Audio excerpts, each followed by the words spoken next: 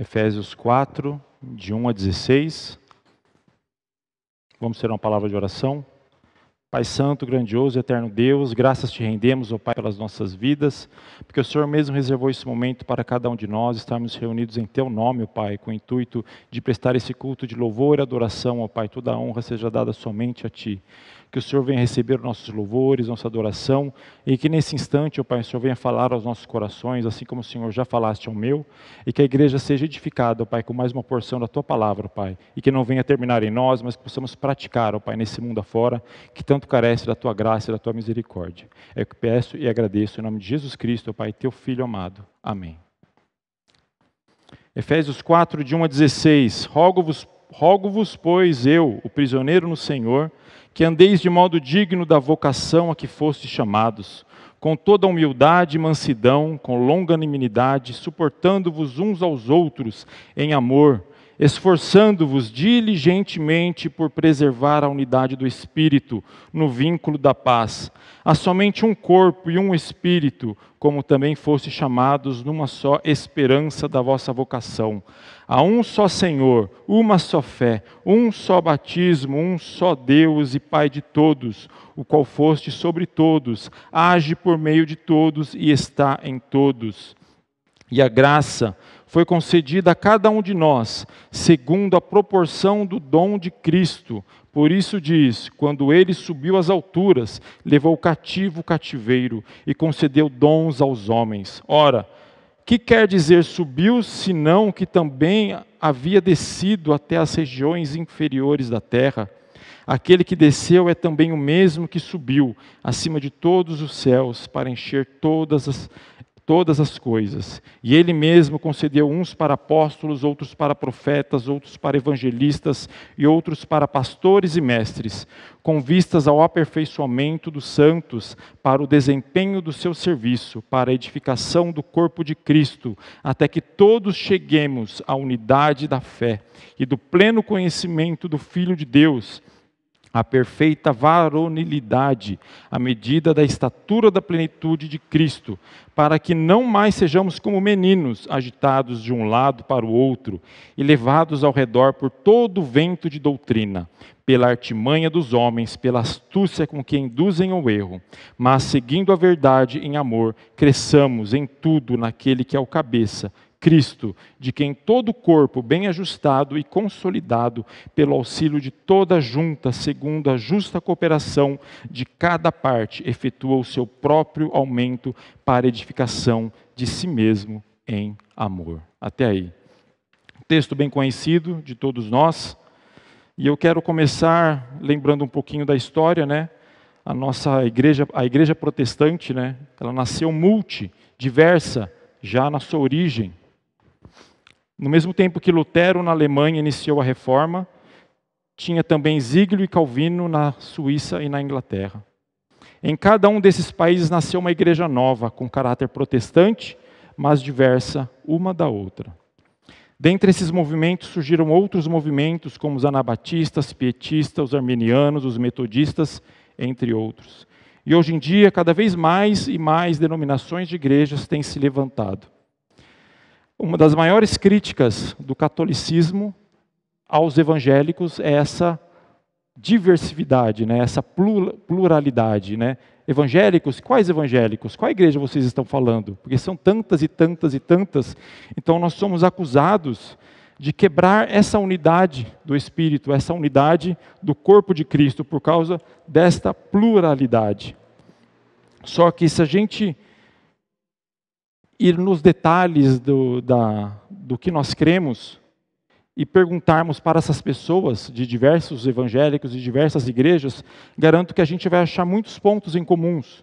Por exemplo, quem crê que a Bíblia é a palavra de Deus, que a salvação é pela fé em Jesus Cristo, que Ele morreu pelos nossos pecados, que Ele ressuscitou, que Ele subiu aos céus, que Ele voltará para buscar os seus, na realidade do inferno, quem crê na realidade do céu, quem crê no perdão de pecados pelo sangue de Jesus. A gente vai se surpreender pela quantidade de pessoas, por mais diversa que seja a denominação ou a placa de igreja, o grupo dos cristãos reformados nesse sentido será muito grande.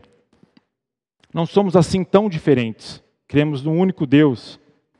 E as demais coisas são questões secundárias, no sentido de formas de batismo, que é um exemplo que divergem entre outras igrejas, governos da igreja, formas de governar e de estrutura das igrejas e outros exemplos assim.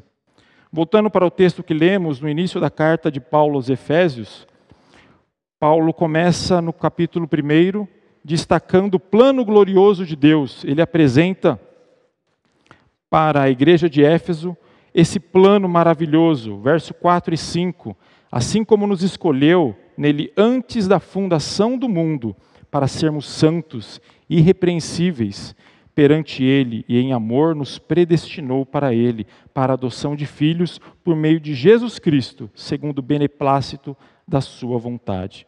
Capítulo 2, como a graça salvadora e maravilhosa, a graça irresistível de Deus, opera por meio de todos, quer judeus, quer gentios. Verso 8 e 9, pela graça sois salvos, mediante a fé.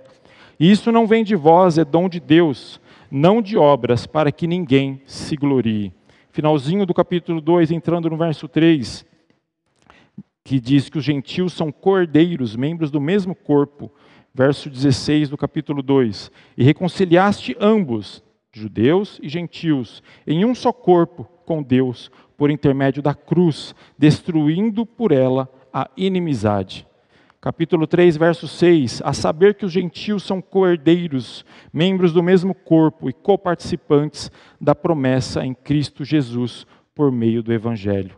E ele termina o capítulo 3 orando a Deus e pedindo, verso 20 e 21, ora, aquele que é poderoso para fazer infinitamente mais do que tudo quanto pedimos ou pensamos, conforme seu poder que opera em nós.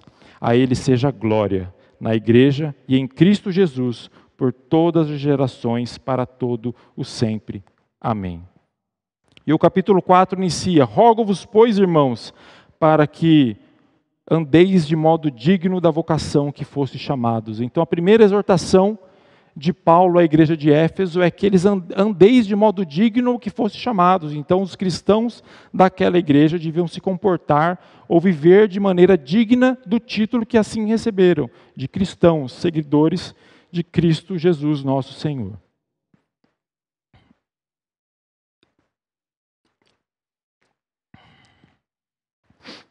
Então, o primeiro ponto que eu queria destacar com os irmãos é que só existe uma só igreja, no qual, conforme lemos, que Cristo é o cabeça. Primeiro capítulo de Efésios 21, 22 e 23, e pôs todas as coisas debaixo dos pés, para ser o cabeça sobre todas as coisas, o deu à igreja. E esse mesmo Cristo, em sua oração, antes de ser crucificado, lá em João 17, verso 22 e 23, eu, Jesus no caso, lhes tenho transmitido a glória que me tens dado, para que sejam um como nós o somos, e eu neles, e tu em mim, a fim de que sejam aperfeiçoados na unidade, para que o mundo conheça que tu me enviaste e os amaste, como também amaste a mim. A boa notícia, meus queridos, é que essa unidade foi o próprio Cristo, o próprio Senhor Jesus, o próprio Deus que instituiu. E não importa o que eu e você façamos, a gente não consegue destruir esta unidade, né? O próprio Deus a instituiu. Mas nós temos um compromisso, que é de manter esta unidade e nos esforçarmos cada vez mais, que é o ponto que eu quero chegar. Éfeso, então, tinha uma igreja que tinha tanto judeus quanto gentios. Os judeus que tinham a doutrina das leis de Moisés, que queriam trazer algumas coisas das leis de Moisés na prática ainda, que queriam seguir ainda porque era prática já de família, eram crentes em Jesus Cristo, mas tinham a tradição do judaísmo, das leis de Moisés. E do outro lado, os gentios que aceitaram a Cristo e estavam vivendo este novo evangelho, essa nova forma de vida. Então existia o contraste entre as duas formas, os dois grupos. Então Paulo envia essa carta exortando para que eles tinham que se esforçar para manter esse vínculo da paz. Muitas das vezes nos relacionamentos, quer seja familiar, quer seja no convívio do casamento, quer seja no convívio, amizades mesmo entre duas pessoas, quando divergem de algum assunto, o caminho mais fácil é se separar. é cada um ir para o canto. Então a igreja de Éfeso ela já estava nesse ponto de que ou se resolvessem, ou um lado cedesse ou outro lado, ou teria um racha na igreja e iria cada um para um lado, porque não tinha como conviver gentios e judeus naquela mesma igreja. Então Paulo exorta a cada um deles a se esforçarem a preservar esse vínculo da paz, que foi o próprio Deus, o próprio Cristo que instituiu. E ele dá os caminhos para isso. Primeiro ele fala lá no verso 2, com humildade, com mansidão, com longanimidade, com longo ânimo, porque não adianta a gente querer discutir algum ponto que a gente diverge com nossos irmãos, com nossos familiares, com nossa esposa, nossos maridos, se a gente não tiver humildade, se colocar no lugar do outro, entender o ponto de vista do outro. Por mais que você não concorde, você não é obrigado a concordar, mas você é obrigado a entender e compreender com humildade. Segundo, com mansidão. Uma palavra dura sempre piora tudo. Então, uma palavra mansa, uma palavra tranquila, sempre vai ajudar a manter este vínculo. E a longanimidade, o longo ânimo, está sempre tardio em irar-se, ter paciência, porque não é uma coisa que se resolve em 3 palavras, em 15 minutos de conversa, em meia hora de conversa, às vezes é uma vida inteira você discutindo sobre algo de pontos de vistas diferentes. Mas nós temos esse compromisso, que é o quê? De manter esse vínculo da paz. Todos nós, cristãos, que somos parte desse corpo de Cristo, temos esse compromisso de manter esse vínculo da paz, esse vínculo que foi o próprio Deus que instituiu. Por mais que você não concorde com o seu irmão, por mais que você não aceite a forma como o seu irmão age em diversas situações, se está pautado pela palavra de Deus, se está pautado numa vida de testemunho do Evangelho, mas você não concorda numa determinada situação, ou você faria de uma maneira diferente, a gente tem que concordar no sentido de concordar em não concordar, mas viver junto, em aceitar, em ter esta unidade do Espírito. E Paulo ainda destaca que isso tem que ser feito de modo diligente, diligentemente, no sentido de ter um objetivo claro, ter algo bem claro na nossa mente, que eu e você, como cristãos, temos o compromisso de manter esse vínculo da paz na unidade do Espírito Santo, que Ele mesmo instituiu. Então não é você e eu simplesmente escolher ter um relacionamento com um irmão ou uma irmã. Não, nós temos o compromisso de manter esse vínculo da paz. Não significa que vamos concordar em tudo, significa que vamos divergir muitas coisas, mas significa que temos que entender que fazemos parte do mesmo corpo de Cristo. E a partir do verso 4, ele começa a destacar e mostrar a trindade, Deus Espírito Santo, Deus Pai e Jesus Cristo. No verso 4 ele destaca, deixa eu mexer aqui.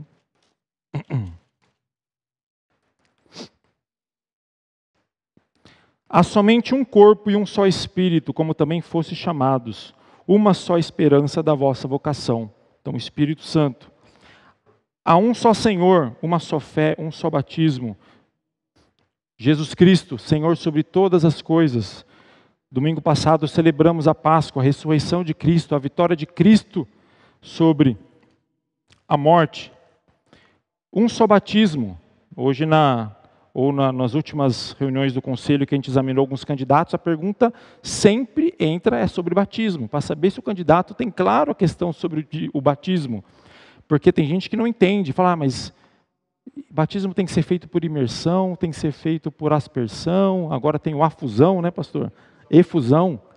Então, efusão é o salpicar a água, é isso? É água corrente, Então tem que ser, não adianta ser só um rio, Tem que ser água corrente do rio. Então são diversas formas de batismo. Então a gente pergunta para os candidatos, já coloca eles na cilada para poder responder, Jonathan? Apesar que o Jonathan se saiu muito bem, a Larissa, segundo o pastor, são os melhores alunos que ele já tiveram, que ele já teve até hoje, Larissa e Jonathan, São os estrelinhas aí do pastor aí. E Mas um ponto que diverge é a forma de batismo. Então, às vezes, a pessoa vem com uma intenção de que, tipo, eu fui batizado por imersão. A igreja presbiteriana batiza por aspersão. Então, eu preciso ser batizado de novo. Eu não aceito a forma de batismo que eu fiz na outra igreja. Mas se o batismo foi feito em nome do Pai, do Filho, do Espírito Santo e com água, você está batizado, porque só existe um só batismo. É claro que tem igrejas que distorcem isso um pouco, né? E aí, dependendo da denominação, a igreja presbiteriana orienta a rebatizar. Mas, a princípio, só existe um só batismo. Não existe o certo e o errado. É a forma que a igreja instituiu, né? Na sua doutrina, na sua forma, na condução do culto, na melhor forma de condução. Mas só existe um só batismo. Assim como existe um só Senhor, assim como lemos ali no verso de número 5. E o verso 6 vai falar de Deus Pai, um só Deus e Pai de todos, o qual é sobre todos, age por meio de todos e está em todos. Tudo acontece por meio de Deus, nosso Pai, Criador de todas as coisas. Eu e você somos abençoados pelo mesmo Espírito, temos um só Senhor e um só Deus Pai, Criador de todas as coisas. E a partir deste detalhe, então, nesse ponto que a gente falou sobre a unidade da igreja, eu queria entrar em outro ponto, que é sobre a igreja, Calvino e Lutero lá foram os primeiros a usarem esse termo, com relação à igreja visível e à igreja invisível. A igreja visível é o mais fácil, é o que a gente enxerga, é o que você professa a sua fé, não é as quatro paredes, mas é o corpo de Cristo reunido na terra que professa publicamente a sua fé.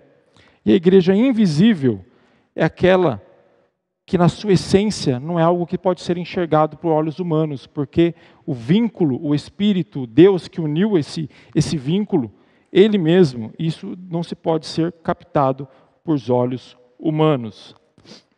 Muitos do que professam sua fé publicamente podem não estar unidos ao corpo de Cristo e não pertencer a essa igreja invisível. O oposto também pode ser verdade, no caso de conversões em leitos de morte. A pessoa nunca pôde participar da igreja visível, do corpo de Cristo reunido aqui na terra, de participar de um culto como eu e você. O ladrão da cruz, voltando de novo ao culto da ressurreição, celebrando a Páscoa. Mas essa é a exceção, não é a regra. Mas existem também aqueles que se convertem em leito de morte e nunca puderam ter o privilégio de participar da igreja visível. E a igreja militante e a igreja triunfante. A igreja militante sou eu e você. Nós estamos aqui presentes na terra e temos o compromisso, né, de lutarmos contra as forças do mal, contra o pecado que tenta dominar a carne. Hebreus capítulo 12, verso 22. Mas tendes chegado ao monte Sião e à cidade do Deus vivo, a Jerusalém celestial, e as incontáveis hostes de anjos, e a universal assembleia. Então a igreja triunfante é aquela que já venceu, aquela que quando eu e você morrermos, não estivermos aqui nessa terra, nós vamos participar na glória celestial da nova Jerusalém, dessa igreja que já triunfou sobre o pecado. E a igreja militante é aquela que ainda está aqui empunhando a espada, a palavra de Deus. Efésios 6:12. Porque a nossa luta, não é contra o sangue ou carne, e sim contra os principados e potestades, contra os dominadores deste mundo tenebroso, contra as forças espirituais do mal nas regiões celestes.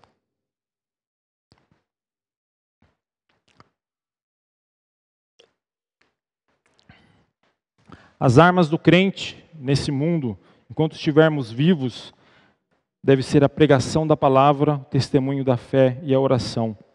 Como tem andado a nossa leitura, a pregação da palavra, nosso testemunho, né? Temos que andar de modo dignos da vocação a que fomos chamados, assim como Paulo exorta no primeiro versículo. E a vida de oração, que cada cristão tem que ter um compromisso de orar, de falar com Deus, de ter intimidade com esse Deus maravilhoso. Quando o crente parte deste mundo, ele abandona todas as batalhas, ele passa a desfrutar do triunfo que Cristo preparou. Se a igreja na terra é a igreja militante, no céu é a igreja triunfante. Lá a espada é permutada pelos louros da vitória. Os brados de guerra se transformam em cânticos espirituais. E a cruz é substituída pela coroa. A luta é finda, a batalha está ganha. E os santos reinam com Cristo para todo sempre. Louis Berkhoff, em sua Teologia Sistemática. Meus irmãos, a igreja é o corpo de Cristo. Portanto, há um só corpo, uma só igreja, como assim falamos. Cristo morreu e ressuscitou por uma só igreja. Só há uma igreja porque só há um único Deus. E esta mesma igreja é ao mesmo tempo multiforme, porque cada um de nós somos únicos para Deus, que nos capacitou, cada um com um dom diferente, cada um com um nível de experiência e de intimidade com Deus diferente, cada um com uma capacidade e uma maturidade na fé, então, diferente. Verso 13 e 14. Até que todos cheguemos à unidade da fé e o pleno conhecimento do Filho de Deus, a perfeita varonilidade, à medida da estatura da plenitude de Cristo, para que não mais sejamos como meninos agitados de um lado para o outro e levamos ao redor por todo o vento de doutrina, pela artimanha dos homens, pela astúcia com que induzem ao erro. Então não adianta você exigir do seu irmão o mesmo nível de experiência ou de maturidade na fé que você tem. Você tem que entender que cada um tem um nível de intimidade, de experiência, de caminhada cristã diferente. A pessoa pode ter 50 anos na igreja, mas ainda não compreende direito as coisas, está caminhando devagar. E aqueles que estão muito à frente de sua idade, né, com 20 anos, ou ainda mesmo na adolescência, e já tem uma compreensão diferenciada.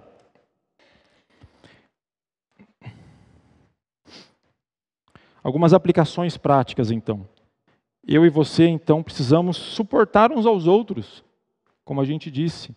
Suportar no sentido de dar apoio, sustentar o seu irmão quando ele estiver na dificuldade, e de suportar mesmo, porque tem hora que a situação vai ficar insuportável, assim como na igreja de Éfeso.